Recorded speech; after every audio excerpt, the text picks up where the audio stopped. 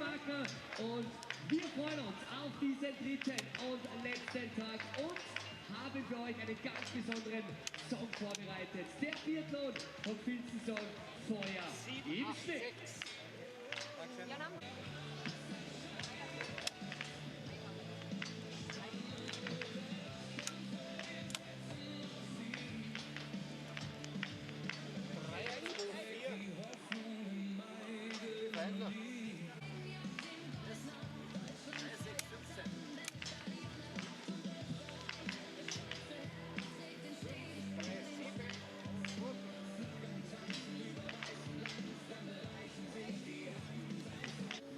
Franz.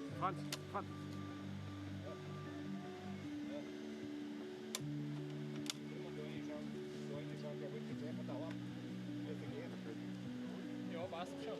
Für 2 Rennen passt es.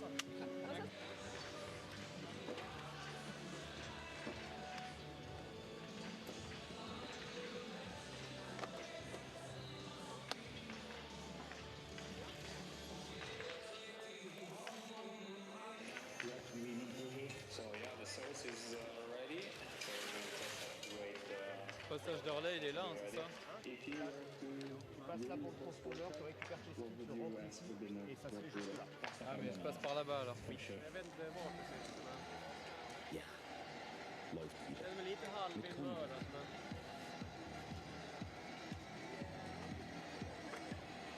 Konrad. Det är inga problem. Des Erfolgs.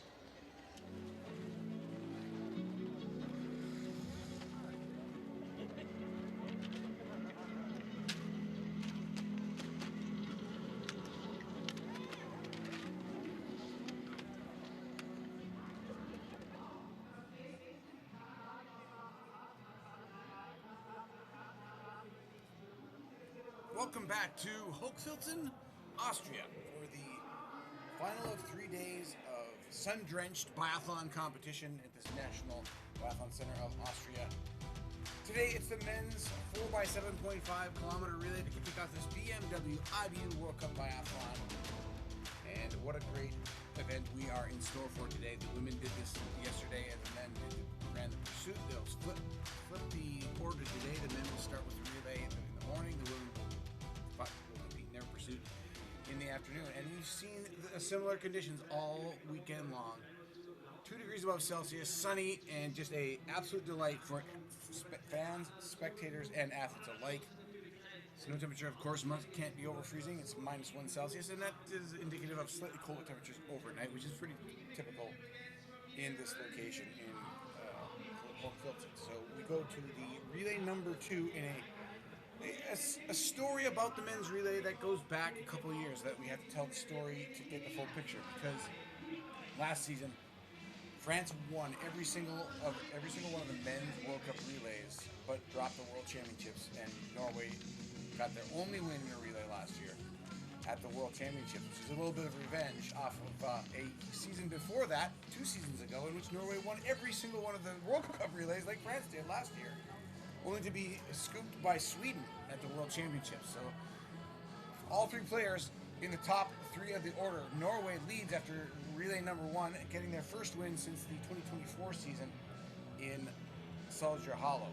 Then second in Östersund was France. They trailed by just 15.3 seconds. Had a much worse time in the penalty, had 3 penalty minutes compared to Norway's 1. It was a windy affair up in Östersund in the early part of the week. And Sweden's quartet of Victor Brandt, Jesper Nelin, Martin Ponsalona, and Sebastian Samuelsson gave the home fans in Östersund something to cheer about by finishing in 3rd. Germany was 4th. The United States had a very auspicious 5th place finish with Paul Schomer, Maxime Germain, Campbell Wright, and Sean Doherty. Today they will go with those same 4 in a slightly different order. Doherty will lead, Germain will go 2nd, Schomer will go 3rd, and Wright will go 4th. See if that's a magic combination. But Norway, in the number 1 start spot, will swap out their first 2 legs from the Östersund lineup. It was Martin Uldal who took them out. He will not be on the start today. Isak Frey,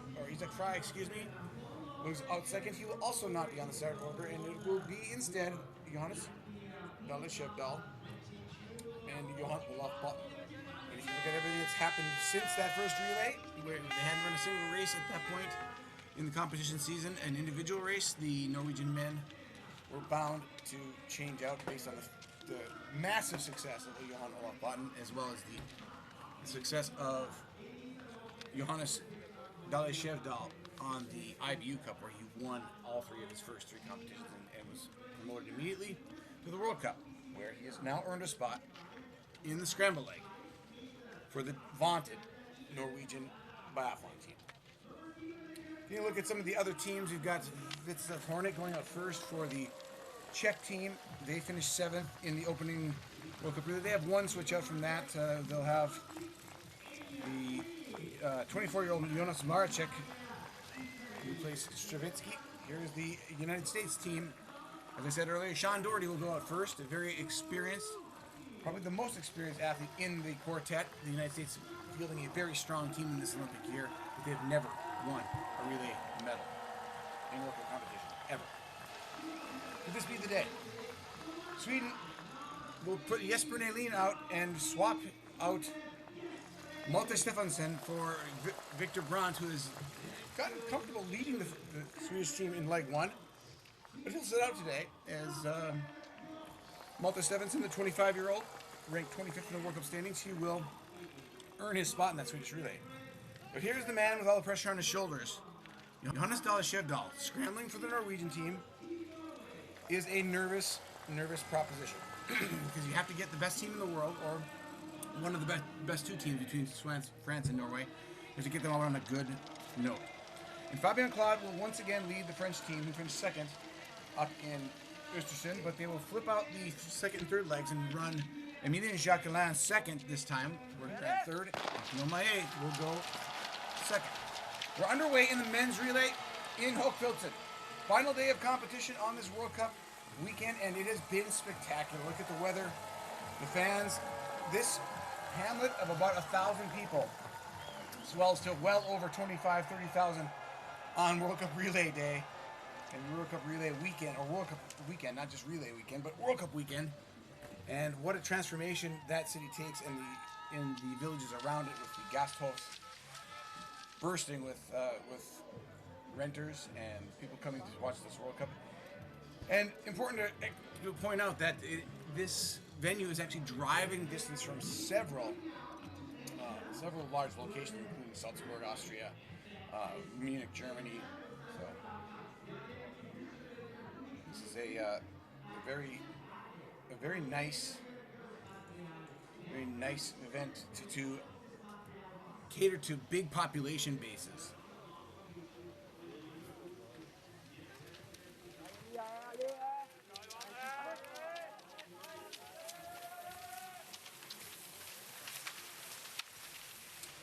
So in the early going, Johannes Dale Skjevdal taking the lead and starting to see the pace pick up just ever so slightly. We did notice that I noticed at least in the Östersund men's relay, that Martin Uldal took his lead leg responsibilities quite seriously. In fact, I think made the first leg somewhat uncomfortable for most of the field with the pace that he was setting.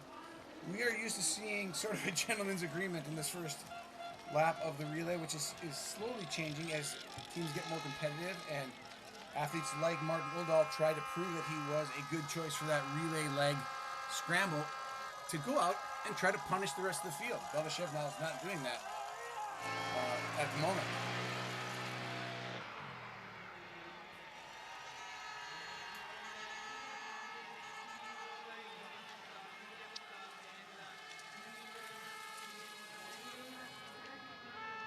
To this 1 point first time check, which will be at the 1.1 kilometer mark. You'll see now the Frenchman Fabien Claude take the lead.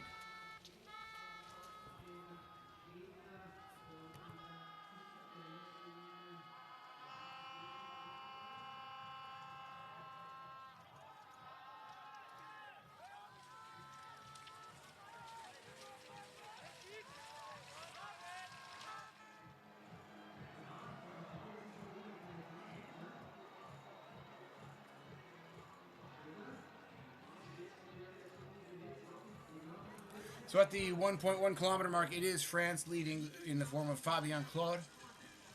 Johannes Dalashevdal 0.6 of a second back. Jesper Nalin holding tight with Sweden. The real critical element here, of course, prone shooting. Who is the best at it? If you look at Sweden, the weakest shooter on the group is undoubtedly Martin Ponsiluoma with 85% prone, 68% standing. But Jesper Nalin is actually the worst of the prone shooters with 83%. Meanwhile, Dalashevdal 93%, Fabien Claude 86%. Germany's David Zobel, who will replace Danilo Riedmüller and go first for Germany. He's sitting 39th in the overall World Cup standings. He's 87% prone shooter for Germany. So those are the leading teams. Sean Doherty for the United States, an 89% prone shooter. He is the second best of the quartet, with everybody checking in 86% or better from prone for the United States.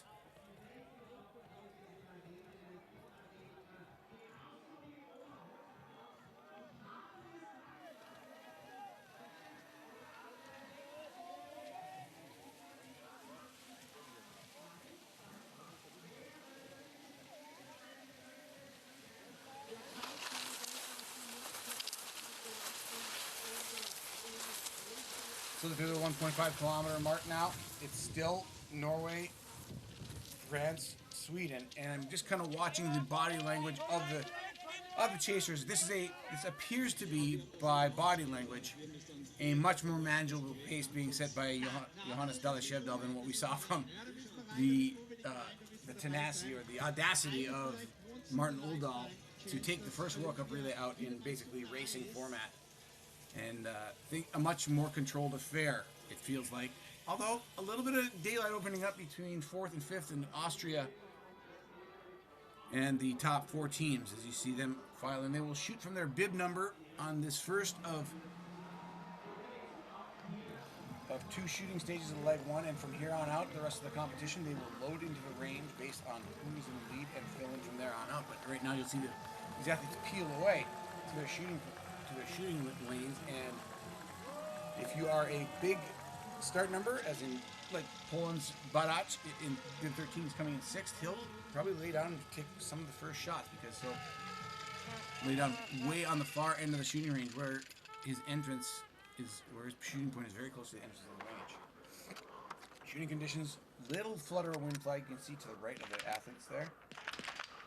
And shooting has started. Downrange, Belgium with a miss. Poland, 2 misses quickly. Sweden misses. Sweden has his second shot miss. France is 4 for 4. Fabien Claude goes clean, 5 for 5. That's the start that France was looking for. They lost to Norway up in Östersund and didn't like that feeling one bit. Sean Doherty with 2 extra rounds, as with Sweden. Jesper Nalin, same problem. Italy, Czech, Switzerland, Ukraine, all clean with 5 straight. Bulgaria's clean. Kazakhstan is clean.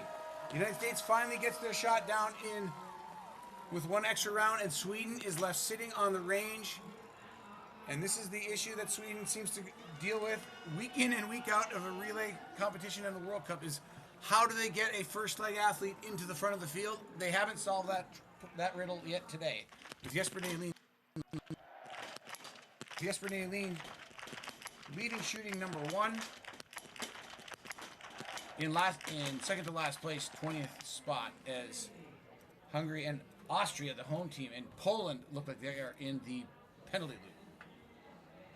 Actually, it's Poland and somebody's in the penalty loop, and it's Latvia. So Latvia and Poland bringing up the rear, but 28 seconds back is Jesper Nalin of Sweden, and now France has gotten the word that Sweden is in trouble, and they're going to force the pace. Norway chasing. Fastest shooting time from Adam Runnels of Canada.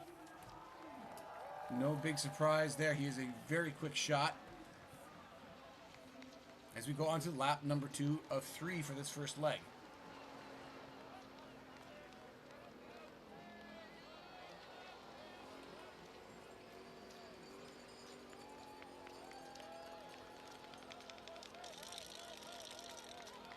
To the 3.6 kilometer mark of the 7.5 kilometer first leg of 4. Hochfilzen, Austria, a sunny day, The fans are out along the course in the shooting range, and it should be a great day of biathlon, the final of 3 days. This is the first of 2 competitions. The women's pursuit will come later in the afternoon, local time. And I have to point out that Estonia has off to a good start with Rene Jacna, the eldest athlete of the young upstart Estonian team, who is fielding a very strong team with Christo Simar, Marcos Kefa, 21 years of age, and Jakob Kulbin. Kefa and Kulbin doing very well as recent junior athletes coming in for Estonia. So Estonia now establishing themselves near the front of the field with Jacna, who is the veteran. He's 31 years of age and very, very experienced. Jacna has skied in 226 World Cup starts. So he's at 31 years of age. Very seasoned. He's got a podium in the single mixed relay in Soldier Hollow. It was 5 years ago when 2 trips ago to the Soldier Hollow World Cup. Estonia thrilled, finishing second in that single mixed relay. And Jacna was a part of that, but he was a younger athlete then. He was in the early 20s, I believe. So he's 31 now, but Jacna hanging on in the 4th spot of this lead pack you see from this beautiful drone shot on the main climb of this 2.5 kilometer loop in Hochfilzen. Dallas Shevdal, he is jamming on the poles and has setting a nice tempo at the front of the field for everyone to chase. And they're moving quickly. They have about a 7-second gap on Tuomas Harjula of Finland in 5th place. Now, the gap is now it was 7.8 seconds. So that chase pack led by Harjula is actually losing time. From 3.6 to 4 kilometers, they actually lost in that 0.4 of a kilometer.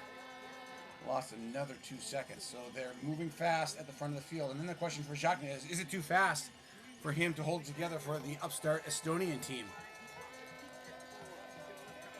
You see the gap to 18th place, Sweden and the United States, both in the top 5 of the last World Cup relay.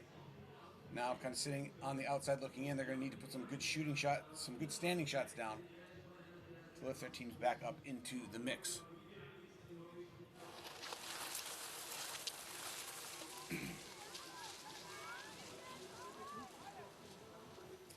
So Harjo Zeni Runnels of Finland, Italy, and Canada in the 5th, 6th, and 7th spot are continuing to lose a little time set by the 4 teams at the front of the field.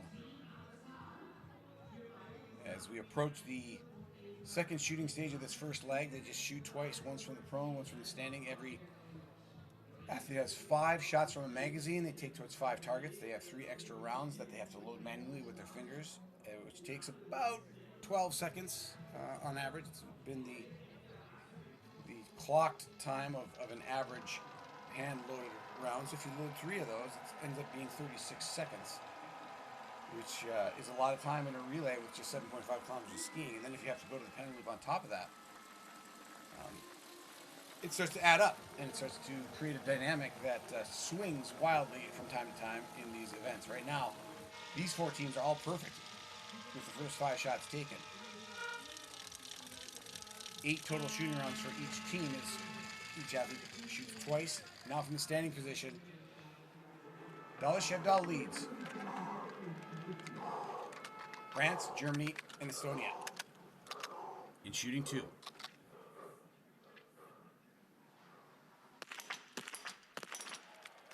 Everybody hits their first shot.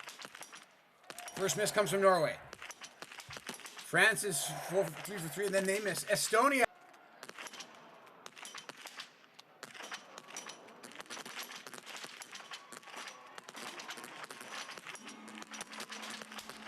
As does Fabien Claude of France. Now Germany, David Zobel, struggling with the extra rounds. He's got 3 extra rounds to hit 2 shots that he did not hit with a magazine. Finland goes clean and leads. Romania and Canada do as well. Czech Republic, Switzerland, Slovenia, all perfect.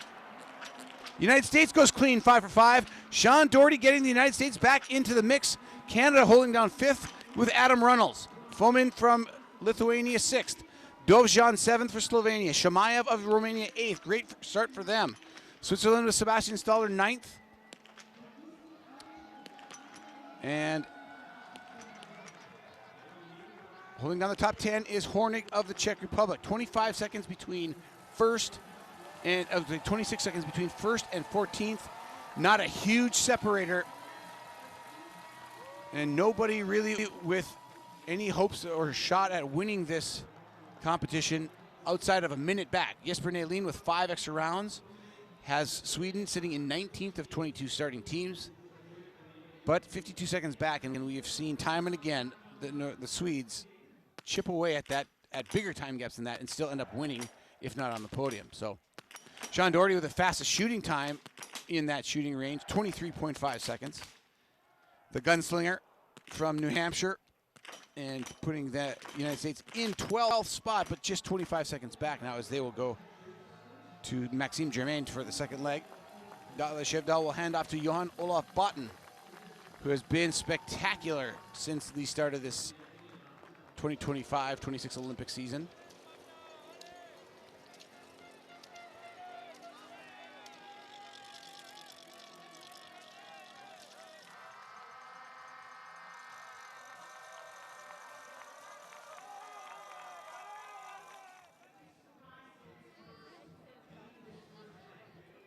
The exchange.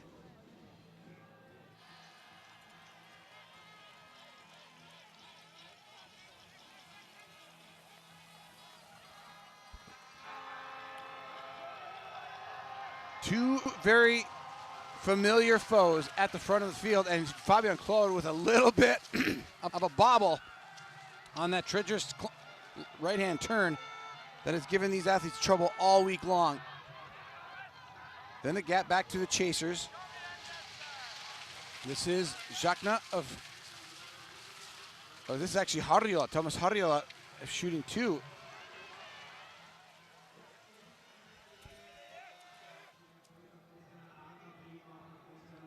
Harjola in 4th, Runnels in 5th, Fomin in 6th. Rene Jacna left the range first, but has now dropped to 3rd, 4.9 seconds back, as Dale Shevdal and Fabian Claude take to real earnest power output on this final lap for leg number 1. David Zobel of Germany struggling ever so slightly on the shooting range.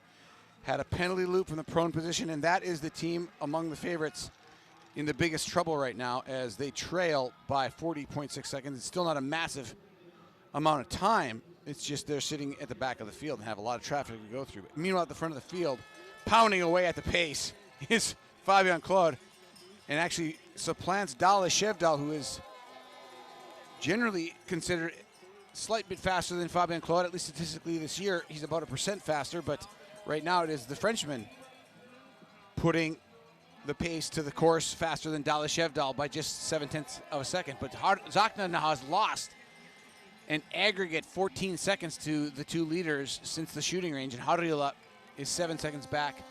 He's losing time as well. He's lost 11 seconds since the shooting range. So the two at the front flexing their ski muscle now, as all these teams scrambling to get to the exchange as fast as they can and give their teammates a chance at the front of the field. Here's Johan Olaf Botten.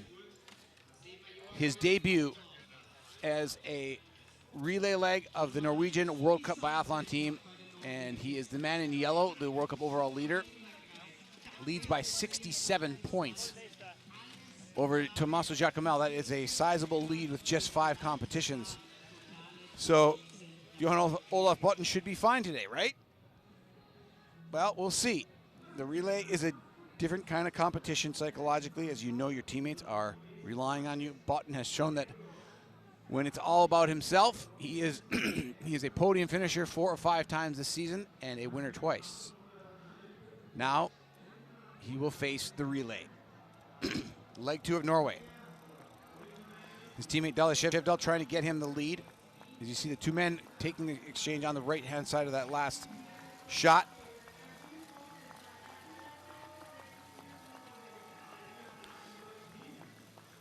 What will the gap be? These two teams could ski away from the field, and that's what Sweden is worried about. They're 57 seconds back now at 6.5 kilometers. Jesper Nälin with 5 extra rounds. And Botten will take the tag in first spot for Norway, right where they're comfortable being. And 2 seasons ago, they had a perfect run of the relay. They are the champions from Östersund and leading the World Cup relay score over France.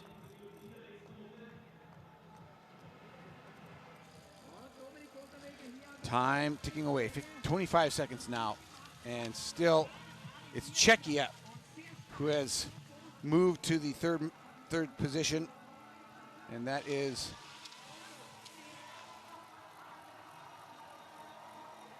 at the exchange, Czechia in third, 30 seconds back. Estonia fourth, Finland fifth, Switzerland sixth, Slovenia seventh, Canada eighth, Italy ninth, Lithuania 10th, Slovakia 11th, Austria 12th, United States 13th, Romania 14th, and Germany with a penalty loop in 15th spot, 53 seconds back. And here is the efforts now of Jesper Nälin, who just looks like he's not quite on the form today either, as Malte Stefansson now tries to give Martin Ponsiluoma and Sebastian Samuelsson a chance for Sweden to reach the podium. They were third in the opening weekend in Östersund. They had Victor Brandt go first with Nälin, who scrambled today, go second. And they've replaced Brandt with Malte Stefansson in the second spot today. Now, you might wonder why they've done that. Victor Brandt has seemed to do a perfect job in the start position for Sweden. And the dynamics of the team are such that the sprint competitions and pursuit competitions that precede a relay on a weekend, they tend to have a democratic way of picking the team in the relay. And a lot of that has to do with team dynamics and coaches deciding of who is worthy and who has earned that spot. In this case of Norway, Johannes Delle Skjevdal and Johan Olaf Botten has certainly earned their spots in the Norwegian relay, even though it was a different quartet that took the victory in Östersund. Same could be said for Sweden. Why would you mess with a winning combination? And a lot of that has to do with team dynamics, and I think just an idea of fairness of who is the fittest athlete at the moment. Doesn't always play out that way on the course, as we see for Sweden right now. Jesper Nälin certainly didn't look his strongest self today, and that's just a matter of the fitness showing up. These athletes are 2 weeks into, or almost 3 weeks into a 3.5 week stint of non-stop biathlon racing almost. They have days off between, but it's a lot of racing in these 3 week periods that the IBU Cup or IBU World Cup takes. And finding the recovery can be a very challenging thing, and you can have bad days. As we see the lead pack, the chase pack of the two, behind the two lead teams at the 8.6 kilometer mark, and that is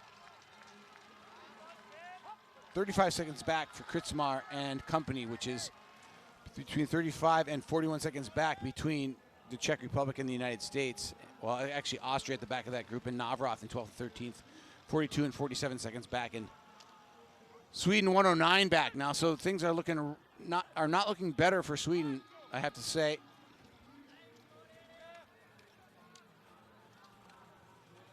At the exchange, Sweden was they were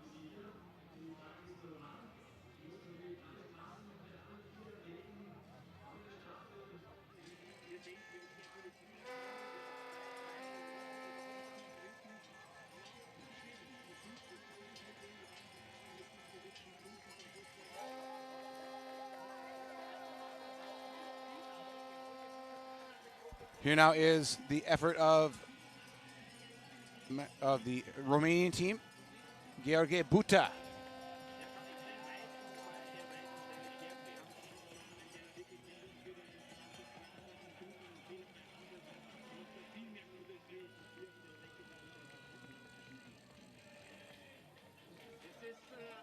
At 9 kilometers now, there is the story of the men's relay. Botten leads Jacquelin by 0.6 of a second.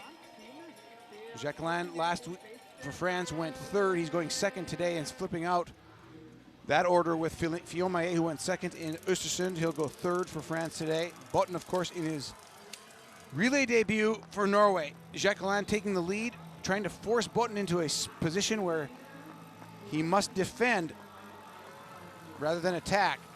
And Button all too happy to let Jacqueline lead out. And I have a sense that that's because Johan Olaf Button is the best shooter in the world at the moment. And Emilien Jacqueline far from it in the standing position. Jacqueline is good from the prone. He's not as good as Button. Button 96% accurate.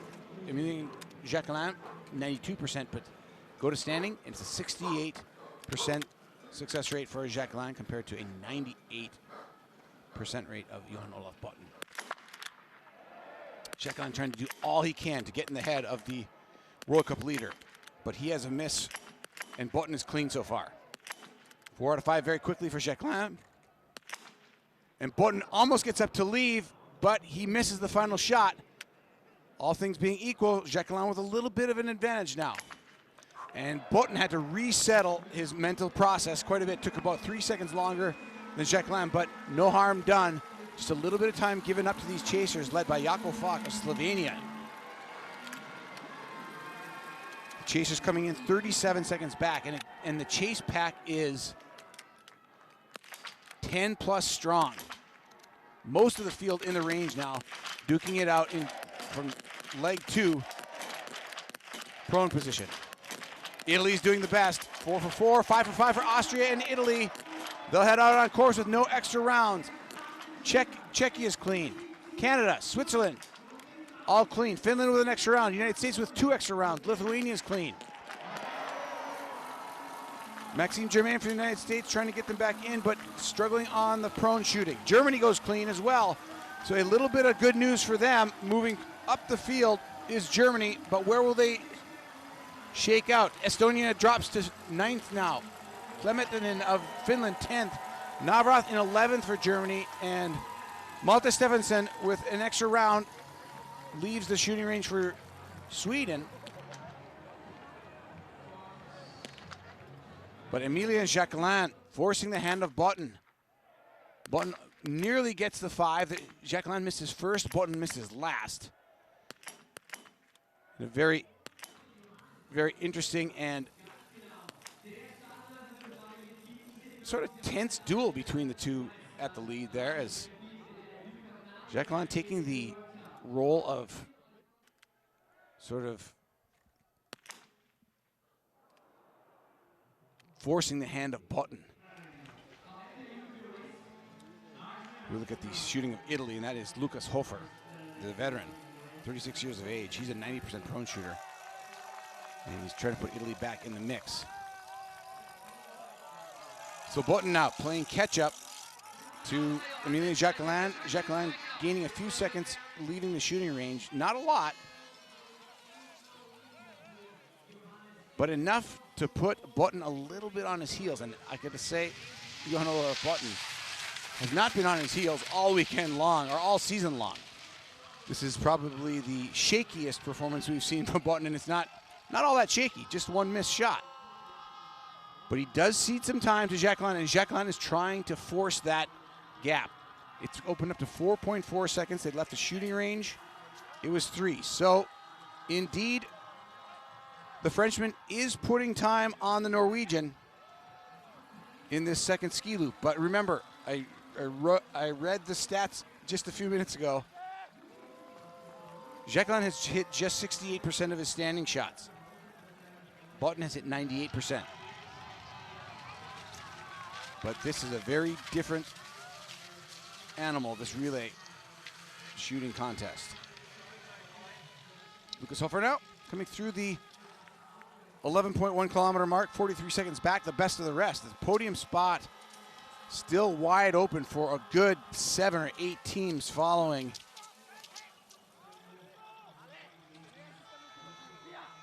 The leaders as Hofer comes through 43 seconds back of Jacqueline. 5 seconds better than Switzerland. Kritzmar of Czech Republic is in there. Platz of Canada. Canada with 1 extra round so far, doing wonderfully. Lithuania, Austria, Germany, Estonia, Finland, and the United States all within about 14 seconds of each other.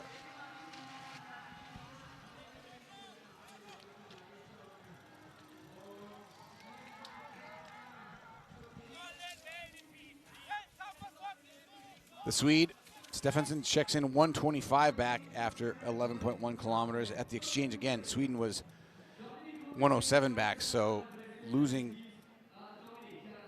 20 seconds is Malte Stefansson, roughly 20 seconds already after one shooting stage and half a lap of skiing. So Sweden is going to have to try to get to an exchange. Probably a minute and a half would be about the higher end. Minute 45 for Martin Ponsaloma and Sebastian Samuelsson to try to come back, but they're not going to catch these two teams. These two teams are way out front.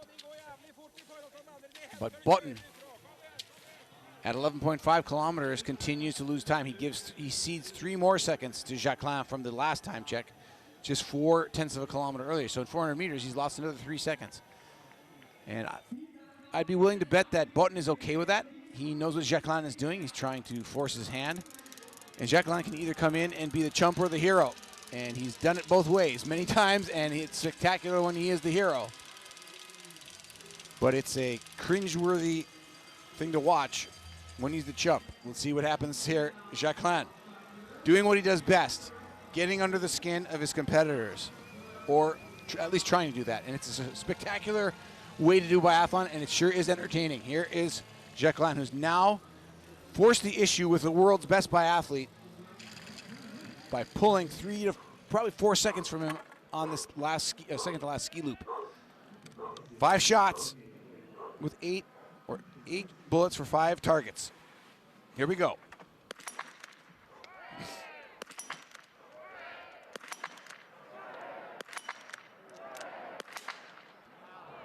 Nearly the best of Jacquelin. Now things get a little tighter for Jacquelin. But he gets the shot. Button has 3 down. Can leave the range roughly where he came, and Button is perfect. Not even phased. A little game of psychology with Jacquelin, mostly with himself, as Johan-Olof Button stays in his silo, as a great biathlete often does, and leaves the shooting range the way he left it, a couple seconds faster, a couple seconds closer to Jacquelin than he came in.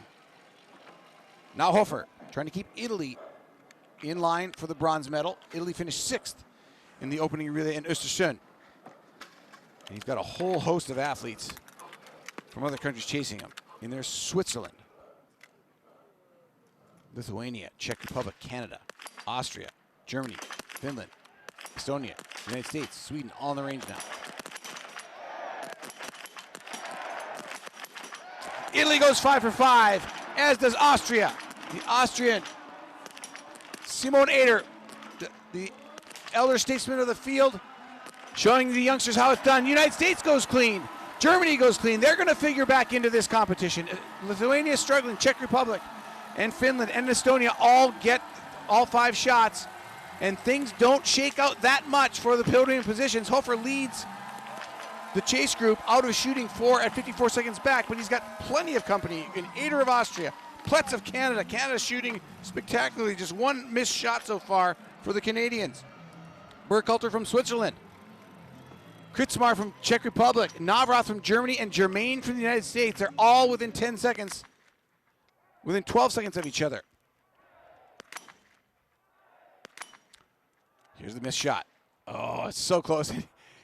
The knowing reaction of Emilien Jacquelin, nearly perfect, but just not quite. Here's Button. A little bit more controlled, but not quite as reactionary shooting as Jacquelin, but still very quick and very controlled. Button really nailing the sport of biathlon right now.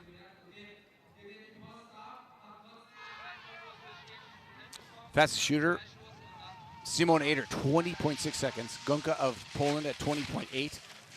Logan Pletz, 24 seconds. Maxime Germain, 24 seconds. Those are the 4 fastest shooting times. Button shot in 24.7 seconds. Jacquelin just 29.5 with an extra round. That's pretty quick shooting, all things considered.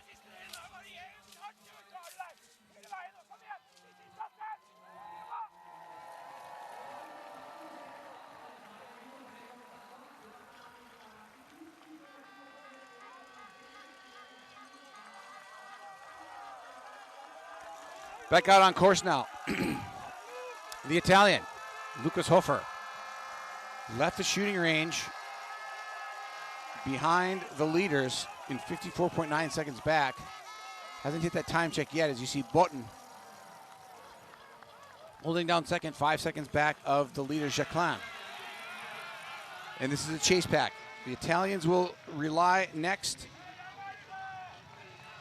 on Didier Bionats.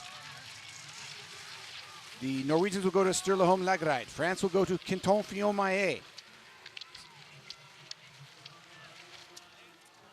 The Swiss have a much better team than they fielded in the opening World Cup, as they've replaced Danusser with Finello and Pakal with Riebly, both much better statistics on the shooting range and on the ski course.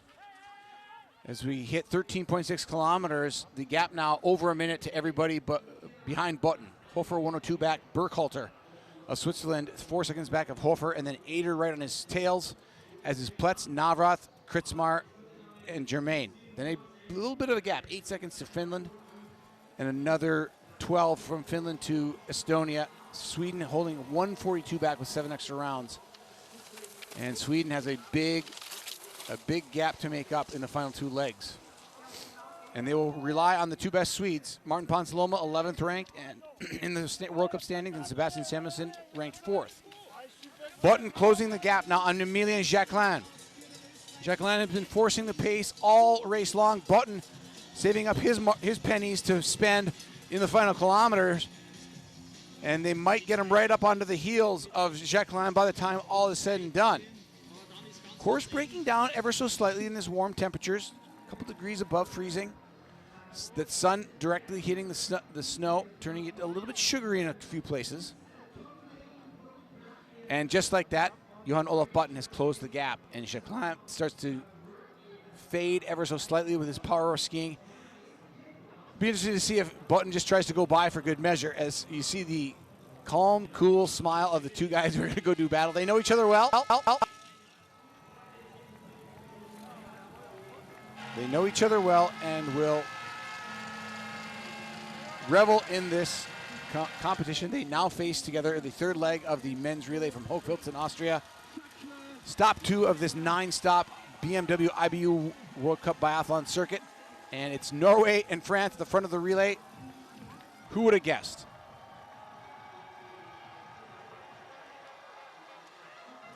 Jacquelin peels off, has to feel good about his effort. He tried to test the world's #1. He did a good job of testing it. But just by 0.5 of a second, he betters the time of Botten on that leg. Leg 2 right now, Jacquelin faster on that leg than Botten by 2 seconds. And now Hofer has been caught from behind by Germany, the United States, and Czechia in Kritzmar. Has a silver medal at the Olympics. He's seasoned, and he's delivered, as has Maxime Germain, who has come on strong for the United States in the last kilometer of his leg. Moves the United States from 8th into the, looks like the 5th position now. Germany's right there as well with Navrath. Germans will go to Philip Horn, who has been spectacular. The United States will send out Paul Schomer. Czechia will send out Jonas Maracek. And Canada have really stepping up to the plate today. The Canadians are flying. Jasper Fleming, the 20-year-old, gets the tag in a very heady spot in ninth place, but just 116 back and in contention for the podium. Both the United States and Canada in the top 10. Finland comes through in 10th as well, and Estonia drops to 11th, now 135 back, as they will go to the youngster Mark Marcos Keva, who's 21 years of age. And finally, Sweden comes across the line, and they are well back. They are 148 behind. Start getting out the shovels, boys, and dig yourself out of the hole. That's their task now.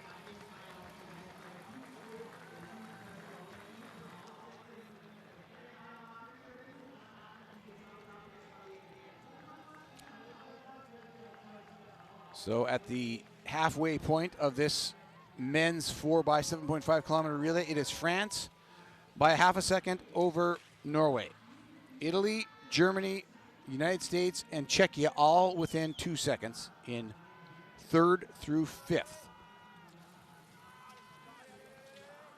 Czechia 2 seconds back of the United States in sixth. Switzerland 5 seconds back of Czechia in seventh. Austria tied with Switzerland 15 seconds back from the leaders. Canada in ninth, a second back of Austria, and then a gap to Finland in 10th by another 9 seconds to Finland. So a whole mix of athletes in this pack, and this is some pressure and some tension that these athletes are all going to have to deal with to keep their teams in the mix. And we're going to get their names as they come through the time check. They're going to be over a minute back. As number Italy's Didier Bionats leads the charge here.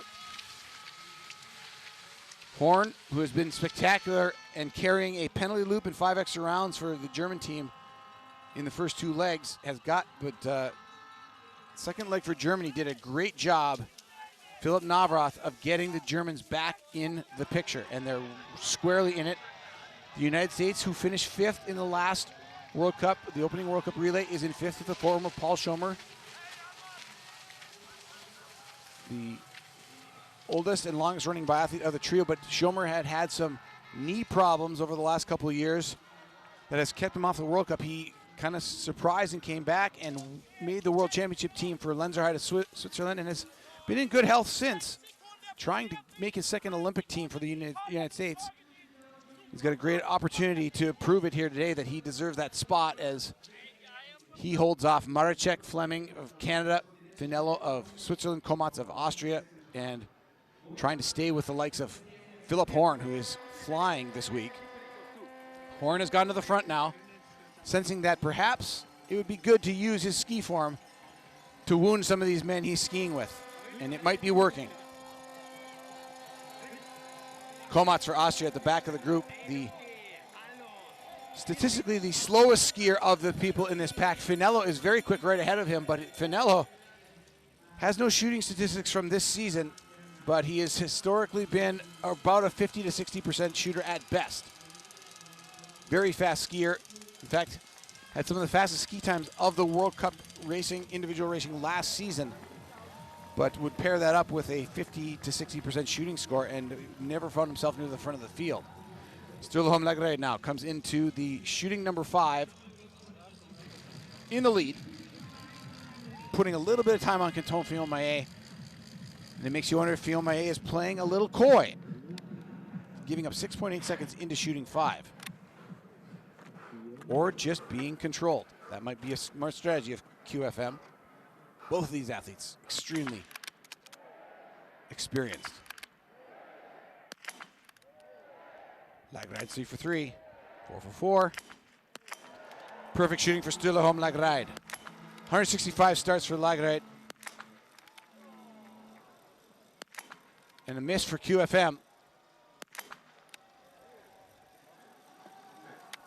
Fillon-Maillet giving up precious seconds. He's got 369 starts to his career, and he gets the extra round, but ceding just little bits of time to the Norwegian.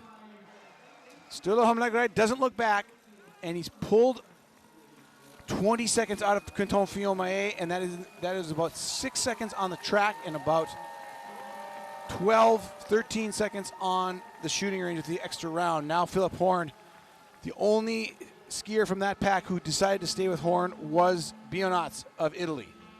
Everybody else backing off, feeling like the pace set by Horn was just a little too much. Schomer leads the rest of the pack in with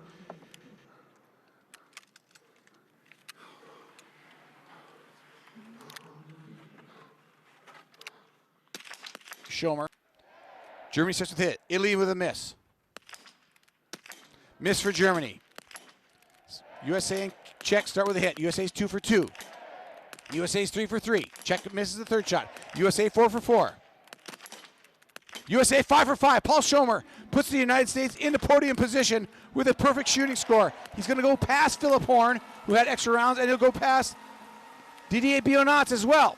United States in medal position for the first time this season in the men's relay.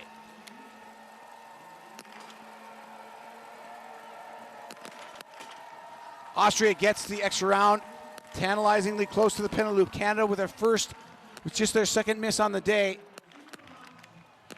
as Adam Runnels,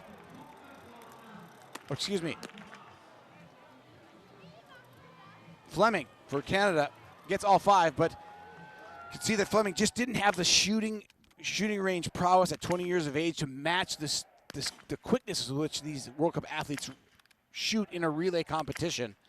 But a great learning experience nonetheless for Fleming. No real reason to hang his head. But you just see the time evaporate for a guy like Fleming, who doesn't have that experience of even a Schomer or certainly of a Philip Horn.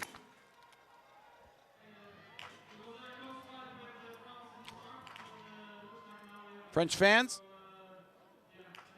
not super impressed at this point with the effort of Quentin Fillon-Maillet as he loses time to the Norwegian Sturla Holm Lagride at the front of the field. Let's see, it was 20 after shooting 5. It was a gap of 20.0 seconds to the 10th.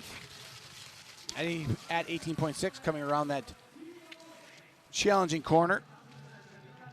It's swollen to 9.3 seconds. Quentin Fillon-Maillet is clearly not feeling it today.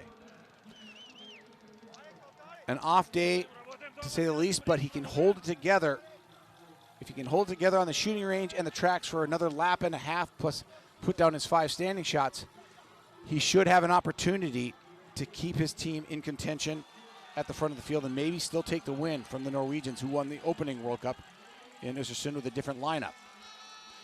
Philip Horn now trying to pull some time out of the rest of the field. He knows he's in the fitness of his life. He's been on the podium for the first time in his long career. 31 years of age, he got on the podium in the sprint competition in 3rd, and he's going to try to pull some time out of the American Paul Schomer. Schomer's got Didier Bionats, a 25-year-old from Italy, chasing him from behind. Bionats, a 50% standing shooter this year. Schomer, 79. It's not massively great compared to the field, but it's quite a sight better than the 50-50 chance of Bionats hitting the target comparatively. So Schomer with a bit of an advantage over Bionats, but Horn for sure has the ski power to drop both athletes, the Italian and the American. Horn a -4 ski stat this year. Paul Schomer a 0. Bionats a -3, so Bionats a little bit quicker on the skis than Schomer. But the great equalizer, as is always in biathlon, the shooting range matters quite a bit. Ponsaloma, see coming through 156 back at 18.6 kilometers. He's moved the Swedes up into the top 10, but it's a long way from the podium still. He is 36 seconds back of the podium, Philip Horn. That is surmountable for the two Swedes. The gap is too big to the win, but to the podium is certainly a possibility for the Swedish team.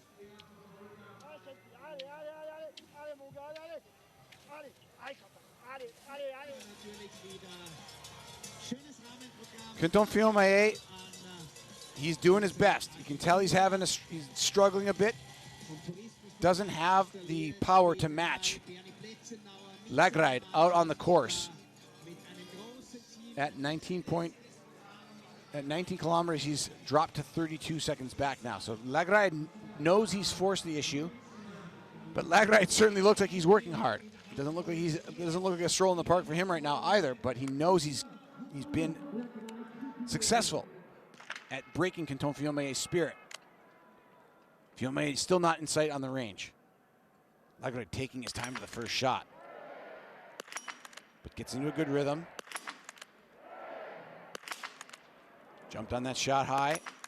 One extra round, well done. Clearly on the edge of comfort for coming in for shooting standing, and he's fine. One extra round. Norway leads.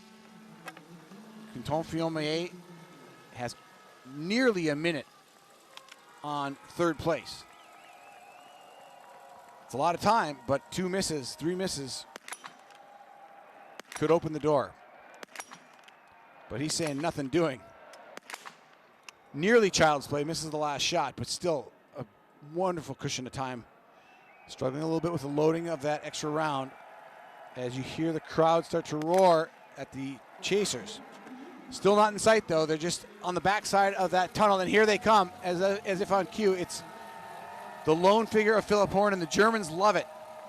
He's put Germany squarely on the podium. The United States will go last with their main man, Campbell Wright. Schomer's just got to get him a chance. As Didier Bianot flexes his muscle on the ski course and puts some time on Schomer, but it all comes down to who can handle the mental battle that is about to ensue for the podium spots, and Philipp Horn draws doubt first. Oh, and you can hear the crowd. And every athlete in the shooting range hears that reaction, whether it's for them or not. The United States starts with a hit. 2 hits for the United States. 3 for 3. Italy's 3 for 3. United States is 4 for 4. United States is 5 for 5. They will go into the bronze medal position as Paul Schomer has the United States right where they want the world, because he will ski this last loop with a clean shooting slate and hand off to Campbell Wright. This is the setup the United States has always seen and felt they could do, and it hasn't materialized until today in Hochfilzen. The United States way out of second spot, a minute back, but leading Marchek and the Czech team by 10 seconds. And look at the trouble that Bianot is having. He's squatting, skied too hard, and now his 50% shooting performance is jeopardizing the Italians. He's got one final shot to keep the Italians out of the penalty loop, but the podium has come and gone for Italy. And this is biathlon. This is the biathlon that we know and love. The swing of emotion, the grace under pressure. It's taken Paul Schomer over 10 years in the sport of biathlon to deliver this performance, but what a performance the United States needs to see that they can get to the podium in this Olympic year, and right now they are in position to do that. They've had a podium finish back in the 1980s in a very weakly contested World Cup after the Olympic season in 1988. Nothing like this in the modern era for the United States as they go into the final leg of this 4x7.5 kilometer relay. It's Norway, France, United States, Czechia, Germany, your top 5.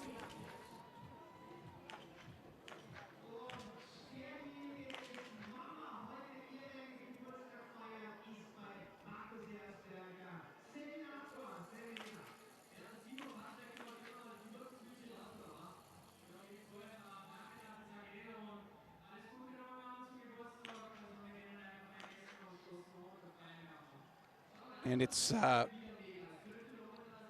Paul Schomer with the fastest shooting time of the field, shooting clean. Just the kind of performance he needs to solidify a spot on the U.S. Olympic team if he wants to get a ticket to Antolz in February. But still a lot of work to be done. Most namely, this last 2.5 kilometer loop.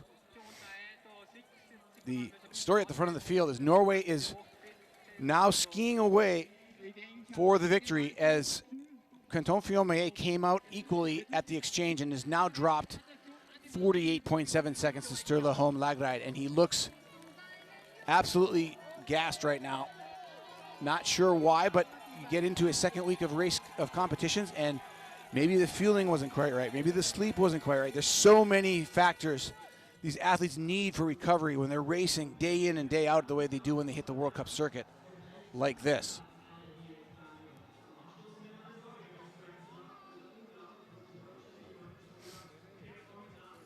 At the 21.1 kilometer mark, Schomer loses another 8 seconds to Fillon-Maillet and the leaders. And Horn is charging. trying to catch Schomer by the exchange, in which he will put he will take to Justus Strelo, and Campbell Wright will take the reins for the United States. At 21.5 kilometers, the Norwegians are leading by 48 seconds over Fiumae. The United States 58 seconds back of second, and Philip Horn in fourth, now within 5 seconds of Schomer with a half a K to go. Here is the exchange. Exchange number 3, and it will go to Vetle Sjostad Christensen, the veteran, 33-year-old, currently ranked 9th in the overall World Cup standings for the men. It's a place he's been before and knows well. Situation normal for Norway. Canton Fiumae, this will be one of the days he will like to forget. Just didn't have the power to stay with Lagerheid from the start. You could see it in the first lap that he was struggling, but still held it together.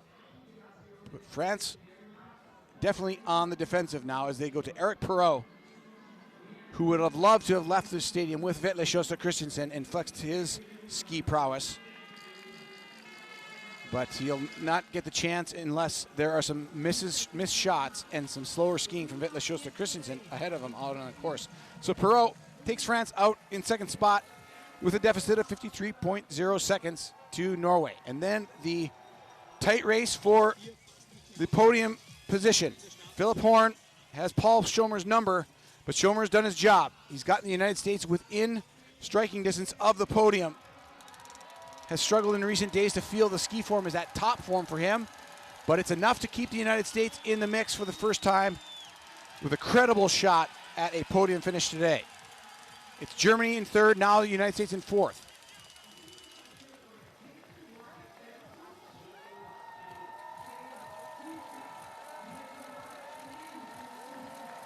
For the United States, it's going to be a task of fighting the crowd. This German-friendly crowd is just teeming with people just across the border from a few kilometers away, cheering on the men in black. The United States have to be the spoilers if they want to get their first podium in the modern era in a biathlon men's relay. It goes to Campbell right now. It's up to him. And Justus.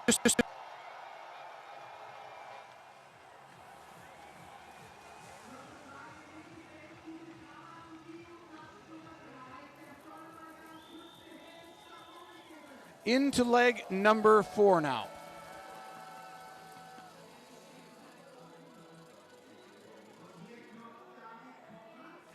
It's not a very tense affair among the leaders. Here now is David Komatz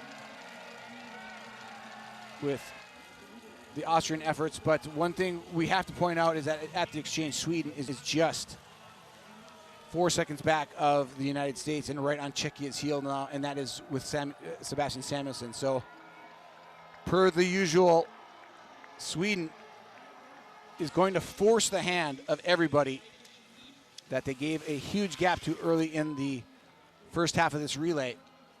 They are just so strong with the final 2 legs with Martin Ponsaloma and Sebastian Samuelsson. They are shovelers. They know how to shovel in a relay. They shovel out of a hole that was built early,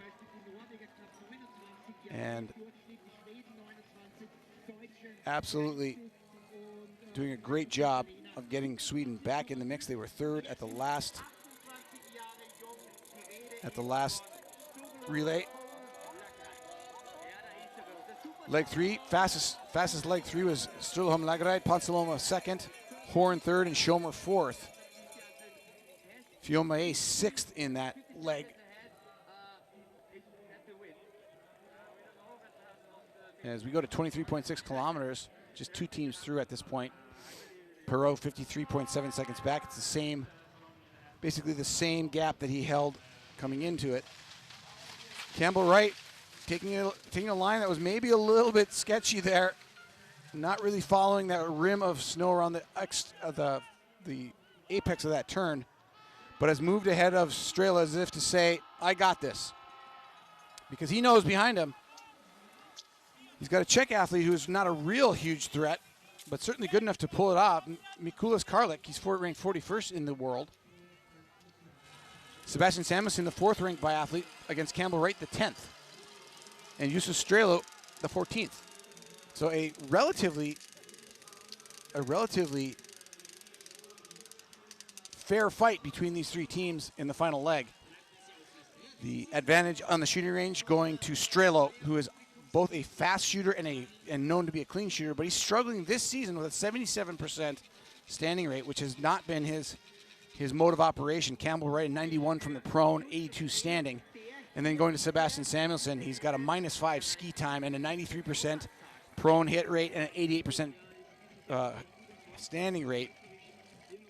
The Czech athlete, Mikulas, 83 and 69%. So you see where this picture stacks. It really stacks towards Sweden, with an outside chance that the United States statistically taking challenging, and Strelo having to up his standing shooting percentage today to keep Germany in it. Now we go to shooting 7 of 8.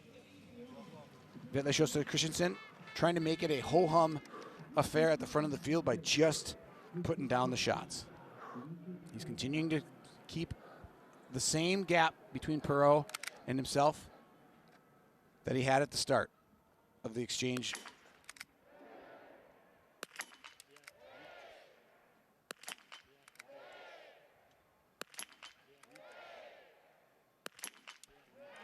Nothing to worry about there. Vetle Christensen, the penultimate professional, is just constantly in his element. We've seen him struggle in the past, but it's not very often that he fumbles a football he's carrying so well right now. To use an American analogy, on this Sunday in Hochfilzen, traditionally football day in America.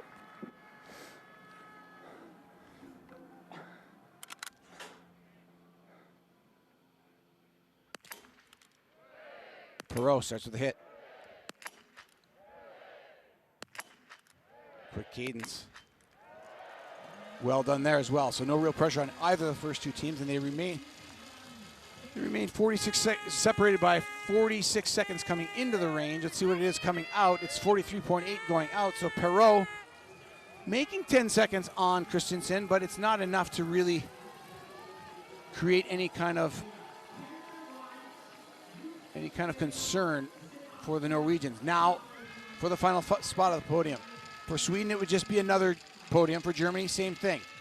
These 2 teams chasing the United States have made a podium finish on a men's biathlon World Cup a commonplace for their nations. This would be something special for the United States in the Stars and Stripes. But Strelo forcing already a miss from Campbell. Right misses 2 in a row. Strelo's gone, using what he knew was his strength, and Campbell right now left to deal with 2 misses to start things out. Don't count him out yet, though, as Sebastian Samuelson has a miss, and we'll go to the extra rounds. Meanwhile, Germany pulling away. Sweden goes clean as well. Campbell right into his second extra round with Czechia chasing. Czechia goes to the extra rounds as well. That is Mikulas Karlik, and he goes 5 for 6 and chases. Campbell right now trailing the bronze medal position by 23 seconds. Still an outside chance that he can pull that back to the skis and the shooting, but Strelo came in and did exactly what he aimed to do, and that was cast doubt on the others on the shooting range. So Germany strongly in the 3rd position now after shooting 7. Austria trying to stay in the top 7, racing it out with neighbors Italy.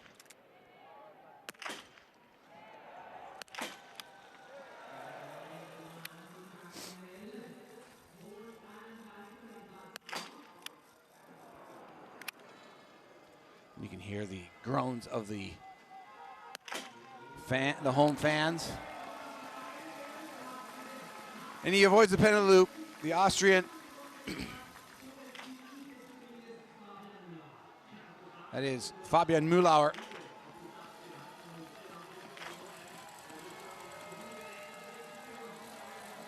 Just 31 starts for Mühlauer. spent most of his career up to this point on the IBU Cup, getting the great opportunity to ski the final leg of this relay in Hochfilzen for the host nation. And he has Austria in 8th place. We look back at the shooting of Sebastian Samuelsson, the one extra round. Could have left with a clean shooting, would have likely left very closely to Strelo within about 10 seconds, but now trails Strelo by 16 seconds. That is a surmountable lead for Samuelsson to pull off and catch just on the skiing alone, but we see how efficient Strelo is, and Strelo is a biathlete's dream in a relay. He's not particularly quick. You don't want him to get into a sprint finish with anybody or have to really flex the ski muscle, but you can count on him to take time out of everybody in the shooting range, and that is a psychological battle that then falls on everybody on the range with him that he's competing with. Now through 6.5 kilometers, it's Christensen with a 47.5 second lead. So Perot backing it off ever so slightly from the shooting range. He had 43 seconds in arrears. Now he's back, losing time again to Christensen of Norway. And the real excitement happening behind for the third spot on the podium with Strelo now just 9 seconds ahead of Samuelsson of Sweden at the 26.1 kilometer mark. Campbell Wright another 5 seconds back of Samuelsson. So Campbell Wright taking 2 seconds out of Samuelsson in the first part of the last lap. Here's Strelo now, the German. He's 1% slower than Campbell Wright, 2% slower than Sebastian Samuelsson on the stats of skiing so far this year. But he is a master at making time melt on the shooting range. However, the big asterisk right now is Justus Strelo has shot 77% for the season from standing, as opposed to Sebastian Samuelsson shooting 88% and Campbell Wright 82%. Contextually, this is not done for Germany, nor Sweden, nor even the United States. It all comes down, as it always does in biathlon, to the final standing. Norway is on the range now to take home the second straight victory of this season. They haven't won back-to-back relays since the 2024 season, where they won all of them.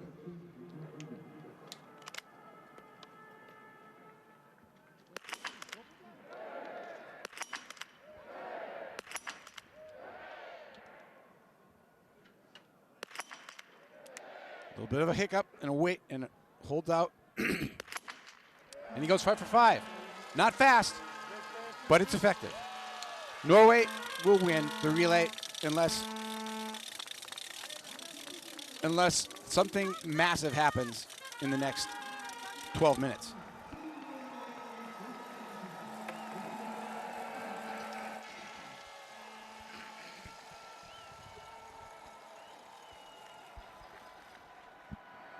Now the shooting of Perot to hang on to second. Absolutely going for it. Great opportunity for him to try something like this. Throws those shots away, as we like to say, but he was trying to do something special, as he doesn't really have a credible threat from behind, nor a credible threat on the lead. But he wants to avoid the penalty loop at this point. He's got 2 shots to hit this one, and I would guess he'll settle down now and take it, and he does.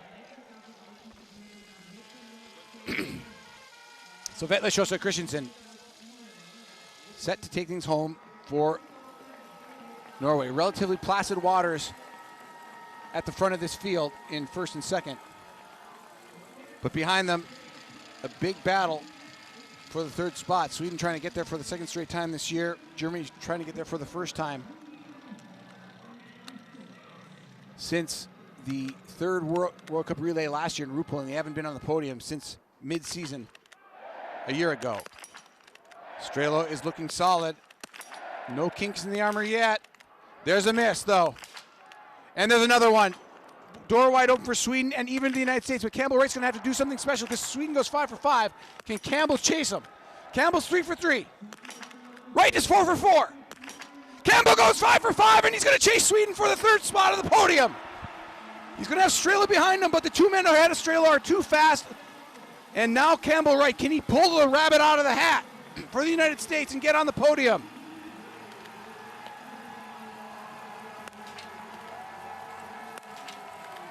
And just like that, it's a race. It is 11 seconds, though. And 11 seconds on Sebastian Samuelsson is a formidable task, even if your name is Campbell Wright. Struggling now for the Czech Republic, the final skier for them is Mikulas Karlik. He will go to the penalty loop and will cede the 6th spot in the relay standings because Italy is chasing from behind. He's got 2 penalty loops, and things going from bad to worse for the Czech athlete Mikulas Karlik. And if you've ever done biathlon, you know how this feels because you've probably done it. It's a tough place to be, but Mikulas shaking, can barely hold the rifle steady, but he gets that last shot. Now you've got Tommaso Giacomelli doing battle with Austria to move into the 6th spot. A dubious battle for a dubious spot for a team like Italy, who really feels like they should be in it for the win. And the United States started with a 4th place in the opening relay. Felt like they could do something a little bit better. Schomer struggled and had them back over a minute and a half back after the first leg, and they fought their way back into 5th spot. Now looking to this 28.6 kilometer mark, and if Campbell Wright can try to pull something.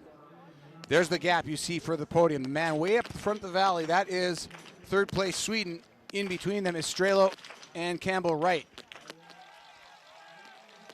Wright had 3 seconds on Strelo for 4th, but trailed by 11 to Samuelsson. Here now is through the 28.6 kilometer time check. Perot comes through 53 seconds back, about where he started his leg at the last exchange. Well, he's 53 back. He's exactly where he was when he started. So net sum game at 28.6 kilometers between Norway and France. Now, Sebastian Samuelsson has taken the rise that Ponce de Leon gave them. He's a minute 25 back. He was a minute 31 back. So this man moving faster than the leaders. Campbell Wright, where will he be? He'll check in. He was 11 seconds back, and he's 10 now, so he's made 1 second. Skiing at least as well as Samuelsson is Campbell Wright. Can he take down the Swedish veteran from 10 seconds back? It seems an awful big task. Strelo holding things down for 5th for Germany. Just doesn't have the ski speed of the two men ahead of him from the United States via New Zealand and the Swede.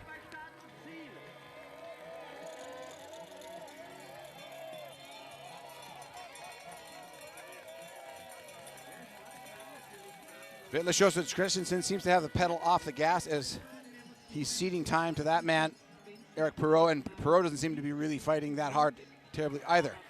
Samuelsson knows, he knows enough to know that the Americans are hungry for their first podium, and he knows not to back it off. He is very seriously taking this climb, knowing that Campbell Wright has a penchant for the dramatic. And it would be dramatic if he could close down the time. He's now lost it. He's now back to 11 seconds back, and I think that the push from Wright early in this last ski loop was just about all he had to put against Samuelsson, and Samuelsson is matching it at every stroke of the poles.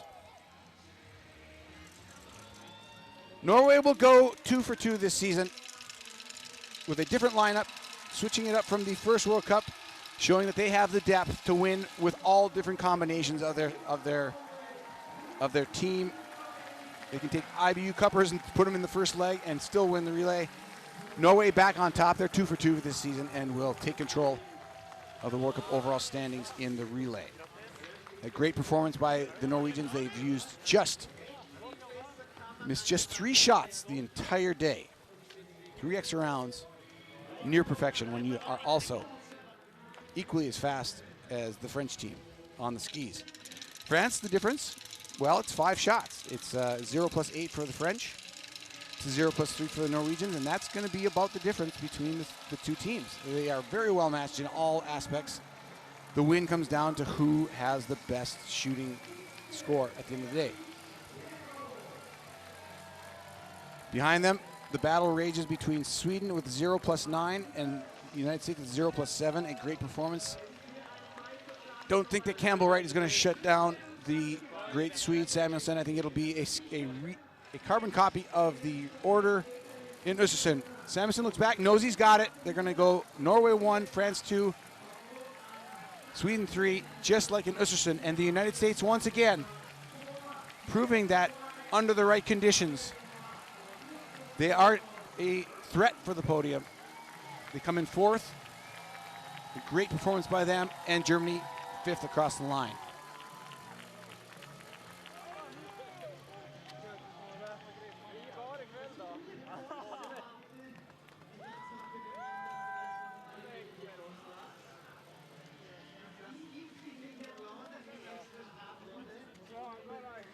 Gentlemanly congratulations all around in the finishing pen. A sort of business as usual at the top of the order.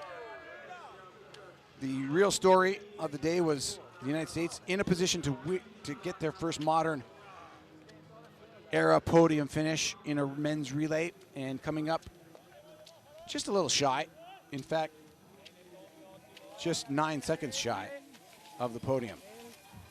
A high water mark is certainly in modern biathlon standards for the Americans.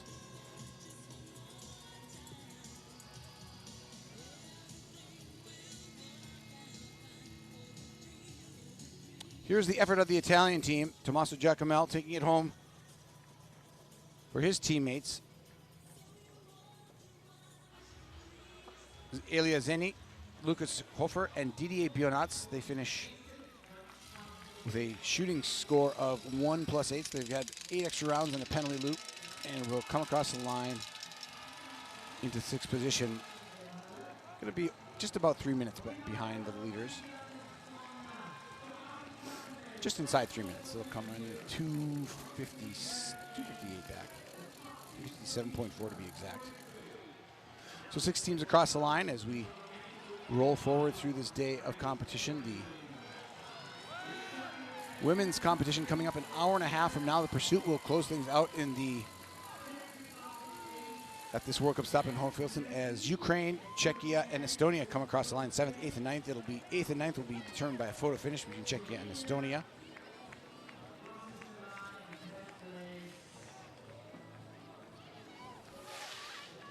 And in 10th, it's Slovenia. Lovoplanko coming home, keeping Slovenia in the top 10. Canada flirted with a spectacular performance, but still comes in the top in 11th spot. A solid day for them is 0+7 shooting score. And they're young. They're still coming up. This Canadian team getting the experience they need. Today was a good experience for them, despite struggling a little bit and falling back. But they're beating some good teams out there. Finland, Switzerland, both arguably with much stronger depth in their quartet in the individual statistics than Canada. So a good performance for the Canadians today in 11th.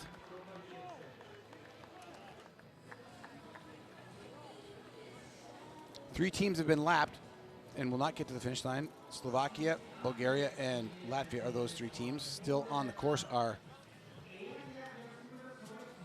there are 4 more teams out there. We've got Belgium, Romania, Lithuania, and Kazakhstan all still making their way to the finish line of this men's relay. And then we'll wrap things up with the flower ceremony and take a little break and come back for the final competition of this Hochfilzen weekend, the women's pursuit. It'll happen at 2:45 Central European Time, 8:45 East Coast in North America. Chad Salmela bringing you the action this weekend from Hochfilzen. It's been a pleasure to be with you. Welcoming Romania across the finish line, 5:03 back in 16th position.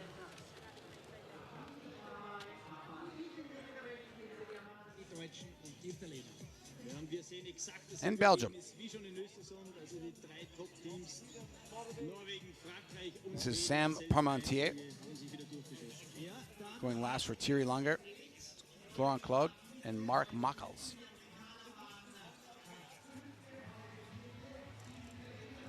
Belgium, a fairly strong team nowadays. They've dabbled with some great performances. You've got Thierry Langer, who's 34 years of age, and Florent Claude, the brothers of the Claudes who both ski for the French team. They have a Belgian mother.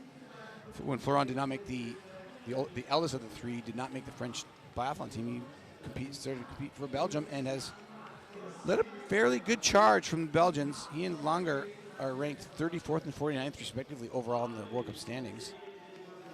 As Lithuania comes across the line, they will be the second to last team at 6:03.3 back, and the final team out on course. And looking like they're about 45 seconds behind the Lithuanians, this is Kirill Bauer of the Kazakhstani team. Lisa Hauser, Anna Gandler und natürlich diejenige, die gestern auch so überzeugen konnte, Anna Andexer ist auch dabei heute.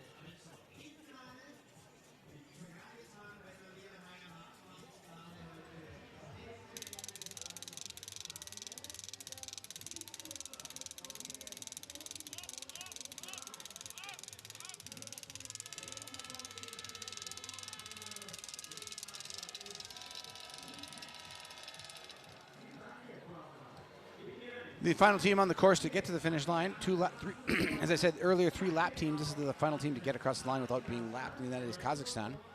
Coming in 7:05.3 back in 19th out of 22 teams on the start order. And that does it for the men's relay from Hochfilzen. One more week of competition in Le Grand Bornand Annecy next weekend in the Alps of France, a beautiful venue, one that sends incredible pictures around the world, much like these from Hochfilzen. But the story today, Norway is again the winner. 43 seconds faster than the French team. Sweden beats the United States' charge of their first modern-day podium by 9 seconds. Sebastian Samuelsson bringing him home with Martin Ponsiluoma. Always so strong, it makes you wonder what the Swedes could do with just a slightly better first leg and second leg. There's nothing against the guys who did it, Jesper Nälin and Malte Steffensen, in a very tough place to keep Sweden in the mixture at the front of the order, but they certainly have the backstop with the final 2 people on their relay team to consistently put them on the podium with whatever they can throw in the first 2 spots. And that's what Sweden can do. They put their best 2 performers on the individual races, and this is what they get, and they do it every time. Third again in Hochfilzen. But the best team in the world so far, no doubt, the antlered man, Vetle Christensen, takes home the win for the quartet of Johannes Dahle Skjevdal, Johan Olaf Botten, Sturla Holm Lagrade, and himself, Vetle Christensen. Johan Olaf Botten will get his first ever relay gold medal in World Cup competition to add to all the hardware he's already put around his neck so far this year. He's been on the podium 4 of 5 races, and winner 2 of 5 individual races, and he adds a World Cup relay victory to his name, as he did not get the start in Östersund, where Isak Frey and Martin Uldal went 1 and 2 and did not start today. Sweden with nearly the same lineup takes the 3rd spot. Malte Steffensen will get a nice pat on the back for a job well done in the second leg of the Swedish relay. The United States will finish in 4th. Campbell Wright trying to do something magical, and he almost pulls it off again, but the 11 seconds that he had to try to catch one of the fastest skiers in the world in the biathlon circuit, Sebastian Samuelsson, was just a little too much to ask. Still a bright future for Campbell Wright, and has really transformed the way the United States sees themselves as a biathlon nation, on the men's side at least, in this relay. Finishing 5th in the opening relay and now 4th today. The United States is a contender for real. Things just have to fall a certain way for them to find themselves on the podium. Could that be the first ever United States Olympic medal in the sport of biathlon come February? Keep tuning in.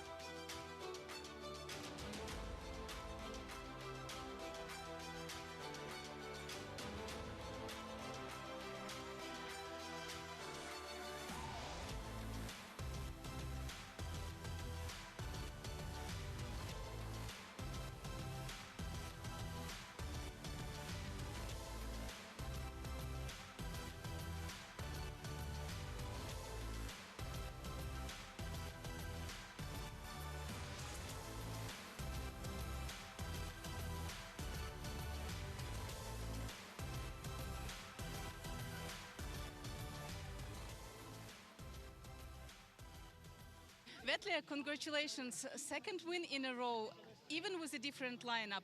Is it a message for other teams that even without Burr brothers, Norway is unbeatable? Yeah, thank you very much. Imagining how it would be with the Burr brothers, then we could have actually two really good teams, two even teams, but we know even if we are on paper the strongest team, everything can happen in a relay. Especially I've showed that both on the positive and the negative side, so you need to keep that focus, and it's not easy to like be 50 seconds before the best and fastest shooter in the world, Erik. So yeah, I decided to hit before time and take a couple of extra breaths before the two last shots, and it worked out today again. But actually you're making it exciting quite many times. Today there was no drama. Why? Was it because of Erik behind you? Oh yeah, I said to Sturla, me against Erik, I need that minute. So Sturla, he did an amazing job today. I think he knew Quentin was a bit tired. He said that after the pursuit yesterday that his legs were not so good. So I think Sturla took advantage to that, and we have to thank him for the victory today, Sturla. But you made an amazing job as well. Congratulations. Thank you very much. Lots to unpack there from Vetle Christensen. Always a great interview. As you see, the 180 perfect point score for Norway, 2 for 2 in the relay, in the men's relay in this Biathlon World Cup season. You can tell the athletes, first of all, that they're paying attention to what the other athletes are saying from other countries, and they knew. They did the recon, and Sturla Holm went and put the pressure on Quentin Fillon from the first steps of the second leg, and that was really the difference maker, because Norway trailed at one point by just 1/2 of a second, and that was at the second exchange where Sturla Holm took over and forced an exchange at exchange 3, a 53-second gap that never was recoverable. The Frenchman Eric Perrault took 10 seconds back from Vetle Christensen, but Christensen delivering a very mature performance for the Norwegian. He has, as he acknowledged, he has folded under the pressure of the situation, even with a minute added like that. And he put the pressure on Lagerud, saying, "Give me more than what we got now, if you can, when you go out on your leg, so that I have a gap between myself and Eric," because he knew that he was susceptible to faltering against the great French athlete coming up at age 24, Perrault. Perrault took 10 seconds out of him in the end, but I think a lot of that was celebratory time for this man, knowing that he'd done the job that he was hired to do. And the Norwegians continue to roll in the relay. They're just so deep that they can find almost any combination of their World Cup team, and they switched out 2 of the players from the first victory and still come up victorious today. There are the Nations Cup scores, considering all the different disciplines and how the nations are faring.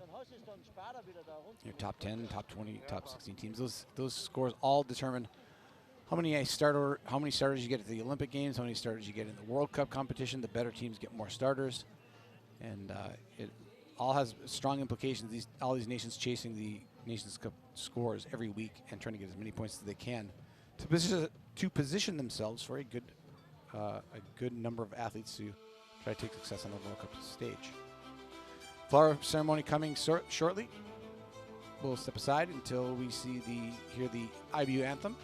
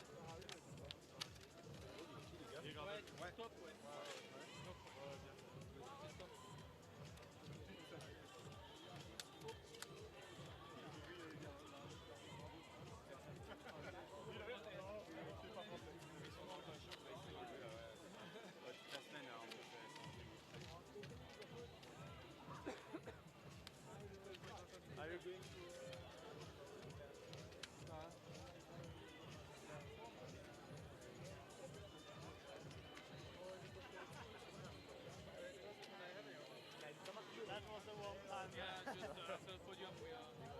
Yeah, 2 days. 2 days and a half. Oh, nice. Doing some bike. It's Ride like my bike. snow farm. Is it bike they on have a lot of Yeah, Tuesday, I guess. okay. Tuesday I will I ride. think, you know, there If is not so much sun Paul Magnier is there, I will around ride this with him. weekend, so I think it will be Nice intensity. not so tough.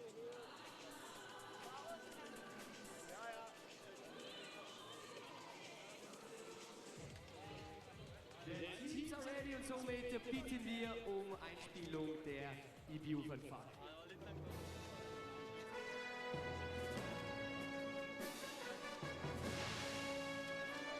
The tone of the IBU fanfare signals the flower ceremony for the men's relay, the second of this World Cup season in Hochfilzen, Austria.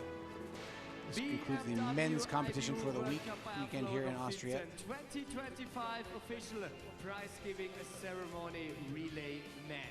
Herzlich willkommen nochmals hier bei uns zur offiziellen Siegerehrung hier beim Biathlon-Weltcup in Hochfilzen, Staffel der Herren.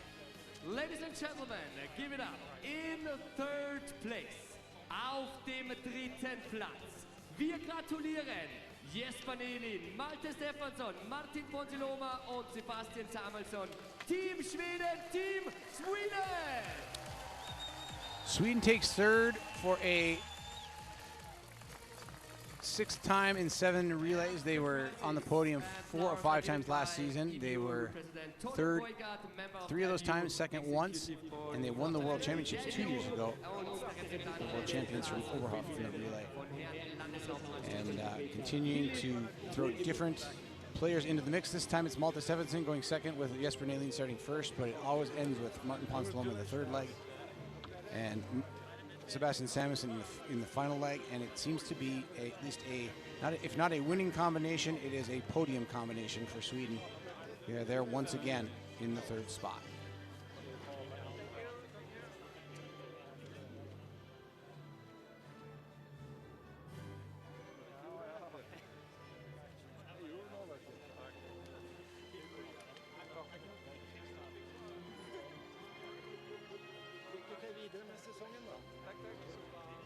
Unser Applaus für Team Sweden. In second place, auf Platz Nummer 2.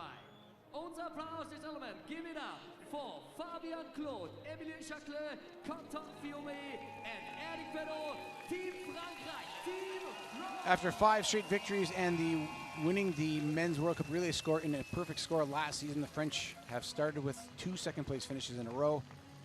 In Östersund, it was by a gap of 15 seconds. By a little more this time, with 43 seconds the gap between the French and the victorious Norwegian team. Quentin Fiume losing most of that time on a rough day for him, but still good enough for the silver medal position. French back where they were a week ago in Östersund, second spot in the men's 4x7.5K relay.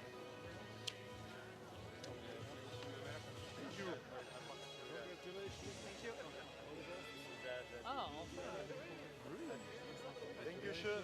Danke sehr.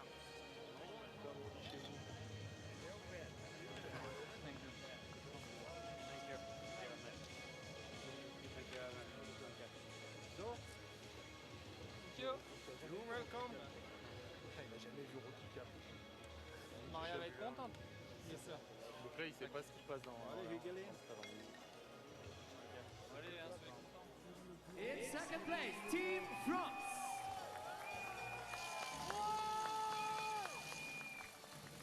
And now, ladies and gentlemen, in first place and winner of the Man Relay of Filzen 2025. Die Sieger und somit Erstplatzierten der Staffel der Herren hier beim Biathlon-Weltcup in Hochfilzen. Unser Riesenapplaus, the winners, Johannes Dahle-Schäftal, Johan Olaf Botten, Sturla Homlegreit, Vetle, Sjastad Christiansen, Team Norwegen, Team Norwegen. Standing atop the podium, Johannes Dahle-Schäftal comes up from the IBU Cup and takes the top spot of the podium in the relay with a great start for him, keeping Norway relevant from the gun and keeping them well at the front of the field. No small task for any Norwegian. Johannes Dahle-Schäftal refers to that key performance of this Norwegian winning team. Johan Olaf Button, he's won everything there is to win so far this season, and now, except the relay, now he gets the relay victory as the second leg of this team. The veterans, Sturleholm Lagride and Vetle Schuster Christensen, really delivering for the Norwegians, particularly Lagride, who sensed that his compatriot from France was not at his best form and struck when he could, giving the gap to Vetle Schuster Christensen to comfortably take the win for the Norwegians. That's the way it played out in this men's 7.5 kilometer relay from Hochfilzen. A great day of competition, or great weekend of competition, coming to an end for the men now as we celebrate these three teams. It's Norway, France, and Sweden atop the leaderboard in Hochfilzen as we close for the men. We'll be back in just about an hour and 10 minutes for the closing competition of this BMW IBU World Cup stop in Hochfilzen with the women's pursuit to close it out at 2:45 in the afternoon Central European time, 8:45 on the North American East Coast. We'll see you in just over an hour. One more time for the winners, Team Norway. And now it's time for the champagne. Great, guys, wait 1 second. One very important, we all know. Yeah, congrats from a team Frost. Vetle, we all know you are a great singer. Just wait a second, guys. We know 2 years ago you